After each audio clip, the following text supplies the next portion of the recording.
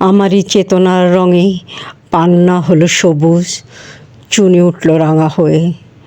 আমি চোখ মেললুম আকাশে, জ্বলে উঠল আলো পূবে পশ্চিমে। গোলাপের দিকে চেয়ে বললুম, সুন্দর, সুন্দর হলো সে। তুমি বলবে, এ যে তত্ত্ব কথা, এ কবির বাণী নয়। আমি বলবো, এ সত্য, তাই এ কাব্য। এ আমার অহংকার, অহংকার সমস্ত মানুষের হয়ে। মানুষের অহংকার পটেই বিশ্বকর্মার বিশ্বশিল্প। তত্ত্বজ্ঞানী জপ করেছেন নিঃশ্বাসে প্রশ্বাসে, না না না, না পান্না, না চুনি, না আলো, না গোলাপ, না আমি, না তুমি। ওদিকে অসীম যিনি, তিনি স্বয়ং করেছেন সাধনা। মানুষের সীমায় তাকেই বলে আমি। সেই আমির গহনে আলোর আধারে ঘটল সঙ্গম, দেখা দিল রূপ, জেগে উঠল রস। না কখন ফুটে ওঠে হ্যাঁ মায়ার মন্ত্রে, রেখায় রঙে সুখে দুঃখে। একে বলো না তত্ত্ব। আমার মন হয়েছে পুলকিত বিশ্ব আমির রচনার আসরে। হাতে নিয়ে তুলি, পাত্রে নিয়ে রং।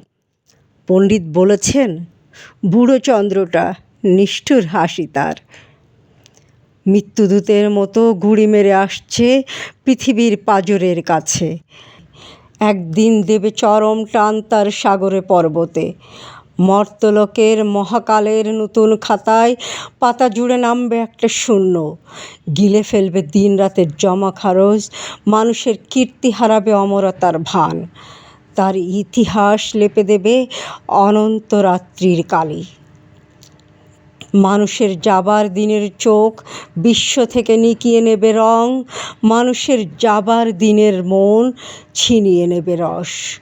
শক্তির কম্পন চলবে আকাশে আকাশে, জ্বলবে না কোথাও আলো। বীণাহীন সবাই যন্ত্রের আঙুল নাচবে, বাজবে না সুর। সেদিন কবিত্বহীন বিধাতা একা রবেন বসে, নীলিমাহীন আকাশে ব্যক্তিত্বহারা অস্তিত্বের গণিত তত্ত্ব নিয়ে। তখন বিরাট বিশ্বভুবনে দূরে দূরান্তে অনন্ত অসংখ্য লোকে লোকান্তরে এ বাণী ধ্বনিত হবে না কোনোখানে, তুমি সুন্দর, আমি ভালোবাসি। বিধাতা কি আবার বলবেন সাধনা করতে, যুগ যুগান্তর ধরে প্রলয় সন্ধ্যায় জপ করবেন, কথা কও, কথা কও। বলবেন, বলো তুমি সুন্দর। বলবেন, বলো আমি ভালোবাসি।